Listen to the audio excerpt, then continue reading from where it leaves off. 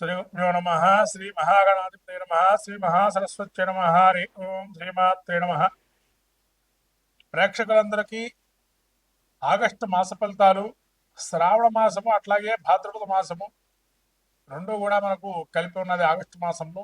ఈ ఆగస్టు మాసంలో ముఖ్యంగా 1వ తారీఖు అష్టమి స్వాతి నక్షత్రం మొదలు శుభయోగాన్ని మొదలుకొని, అట్లాగే తదనంతరము పవిత్ర ఏకాదశి, హయగ్రీవ జయంతి, రాఖీ పౌర్ణిమ, అలాగే సంకష్టహార చతుర్థి, కృష్ణాష్టమి, వినాయక చవితి, గురుపుష్య యోగము,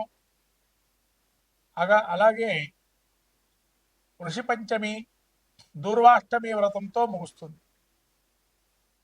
అలా మహత్తరమైనటువంటి రోజులు ఈ శ్రావణ మాసం, అట్లాగే భాద్రపద మాసం చివరిలో ఉంది. ఆగస్టు చివరిలో భాద్రపదం మొదలవుతుంది. మహత్తరమైన రోజులు.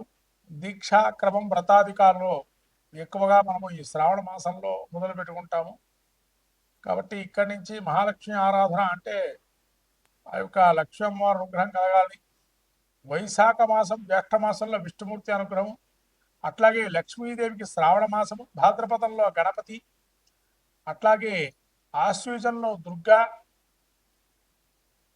అట్లానే మనకు కార్తీకంలో ఈశ్వరుడు, మార్గశీర్షంలో మళ్ళీ విష్ణుమూర్తి, శక్తి, అలాగే మళ్ళీ జనవరి అంటే పుష్యమాసంలో సూర్యనారాయణ స్వామి. ఇలా ఆ యొక్క సమాంతరమైన ఫలితాలు అనేక మాసంలో ఉన్నాయి.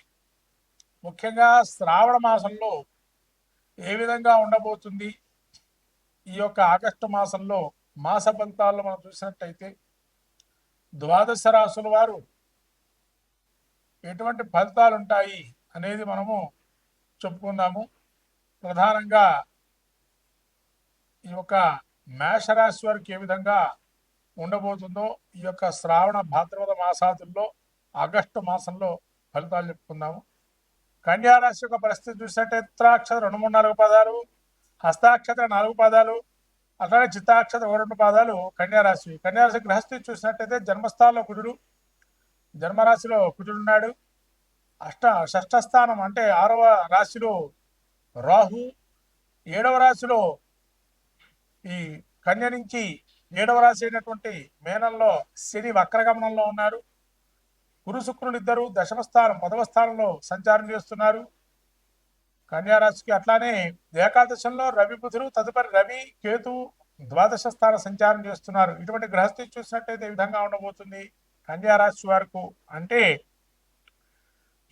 బంధుమిత్రాదుల వల్ల కుటుంబాలు కొంత కలయిక, అంటే ఎప్పుడో కలిసినటువంటి వారు మళ్ళీ పూర్వ పరిచయాలు కొన్ని ఏర్పడటం, వాళ్ళ వల్ల మళ్ళీ బాంధవ్యాలు పెరగటం, అలాగే మానసిక సౌఖ్యాన్ని పొందుతారు. మంచి భోజనము, సౌఖ్యాలు, సుఖప్రదమైన జీవితము, నూతనమైనటువంటి పరిచయాలు స్త్రీ పురుషాదుల వల్ల కొంత వ్యాపారంలో కావచ్చు, మీ యొక్క వృత్తిలో కావచ్చు డెవలప్మెంట్ అనేది ఎక్కువగా ఉంటుంది. మాతృ సంబంధమైన విషయాల్లో కొన్ని జాగ్రత్తగా ఉండడం మంచిది. అలానే మనస్సుకు ప్రశాంతత కలిగించే అవకాశాలు ఎక్కువ ఉన్నాయి. నూతన కార్యాలు ప్రారంభం చేద్దాం మనసులో తలుస్తుంటారు. అట్లాగే ధనలాభాలు ఉంటాయి. నూతన వస్త్ర అలంకరణ, కుటుంబ గృహ ఉపకరణాలు కొంటారు కొంత కొత్తవి. అంటే ఇంట్లో కావాల్సిన వస్తువులు ఏమైనా కొనే అవకాశం కూడా ఉంది. అట్లానే కొంతవరకు ఇంట్లోకి సంబంధించిన వ్యవహారాలు ఏవైతుంటే వాటికి కూడా మీరు, అంటే ఇంట్లో సంబంధమైన ధనపరమైనటువంటి చిక్కులు కావచ్చు, వాటి నుంచి బయటపడటానికి కొంత రుణం చేసే అవకాశం కూడా ఉంది. అలాగే సైన సౌఖ్యము, సుగంధ పరిమళాలతో కూడుకున్న వ్యాపారాలు లాభించే అవకాశము, దూర ప్రాంతాలకు వెళ్దామని ఆలోచనతో ఉంటారు. మంచి వార్తలు వినే అవకాశము, వివాహాది శుభ కార్యక్రమాలకి కొంత మంచి ఆలోచనతో ముందుకెళ్తారు, హాజరవుతారు. కళ యందు కొంత ఎవరికైనా కానీ కళాభిమానులుగా ఉంటే అటువంటి విషయాల్లో కొంత కల్చరల్ ప్రోగ్రామ్స్ లాంటివి ఏదైనా వెళ్దామన్న ఆలోచనతో ఒక మంచి జ్ఞానాన్ని సంపాదిస్తారు. లేకపోతే మనం నేర్చుకుందామన్న నాట్యం కానీ, సంగీతం కానీ, అట్లాంటి వాటిలలో, అలానే ఏదైనా లగ్జరీ వస్తువులు కొనుక్కొని వాటితో జీవనం చేద్దాం ఆలోచనలో ఉండడము, కొంతవరకు తలనొప్పులు, కొత్త తలనొప్పులు రావటము, మైగ్రేన్ లాంటిది, కొంత జ్వరాలు కానీ ఆటంకపరుస్తడము, అనారోగ్యము, శస్త్రచికిత్సా భయము, ఎప్పుడు ఎవరు అనారోగ్యానికి హాస్పిటల్ వెళ్ళకపోవచ్చు, కానీ కొన్ని సమయాల్లో జ్వరం రావడంతో ఇబ్బంది పడుతూ వైద్యశాలకు వెళ్ళే అవకాశము, అలానే సకాలంలో కొన్ని పనులు పూర్తి కాకపోవడం దుఃఖాన్ని ఆ మనసులో చింతన భావన పెట్టుకోవటము, ప్రయాణాలతో కొంత కష్టంగా ఉండడము, మనస్సులో కొంత చింతన భావం ఇవాళ ఉండే ఆలోచన రేపు ఉండదు, అలా కొంత మార్పు చేకూరుతూ ఉండడము, ఇలా అకాలంగా భోజనం మనం సకాలంలో చేద్దాం అనుకునేటువంటి వారు కూడా కొన్ని పనుల వల్ల భోజనం కూడా కొంత స్కిప్ చేసే అవకాశము, అనవసర ప్రయాణాలు కొంత ప్రమాదాలు కూడా జరిగే అవకాశం ఉంటుంది. కాబట్టి కొంచెం జాగ్రత్తగా ఉండాలి. ప్రయాణాలు చేసేటప్పుడు కార్మికులు ముఖ్యంగా జాగ్రత్తగా ఉండాలి. ఈ విధంగా చూసినట్లయితే ముఖ్యంగా మీకు ఎప్పుడో శారీరక శ్రమతో బాధపడుతున్న నొప్పులు తిరిగి వచ్చే అవకాశం ఉంటుంది.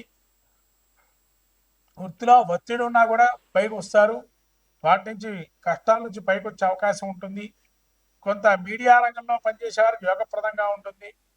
మొత్తం మీద ఈ కన్యారాశి వారికి యోగ అవయోగ మధ్యస్థంగా ఉన్నాయి కాబట్టి యోగంగా ఉంది కన్యారాశి. ఈ యొక్క ఆగస్టు నెలలో వీరు ఇంకా మంచి ఫలితాలు పొందడానికి సుబ్రహ్మణ్య క్షేత్ర దర్శనం చేయటం, సుబ్రహ్మణ్య కవచ పాలన చేసుకోవటం, అలాగే వీరు గణపతికి తదేకంగా ఆరాధనా క్రమంలో ఒక స్తోత్రాన్ని పఠనం చేయటం వల్ల, మంత్రశక్తి దీక్షగా చేయటం వల్ల మంచి ఫలితాలు ఉంటాయి కన్యారాశి వారికి. మొత్తం మీద ద్వాదశ రాశుల వారు పరిస్థితి చూసినట్టయితే మిశ్రమ ఫలితాలు కొన్ని యోగాన్ని ఇస్తున్నాయి, కొన్ని అవయోగాన్ని ఇస్తున్నాయి.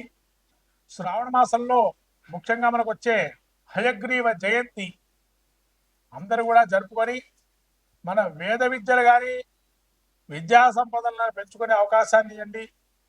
వేదానికి సంబంధించిన విషయాల్లో చర్చాగోష్ఠి కానీ వేద విద్యను కానీ అభ్యసించినటువంటి వారికి కొంత సత్కారాలు చేయటం వల్ల ఈ అవయోగాన్ని కూడా తొలగిపోతాయి.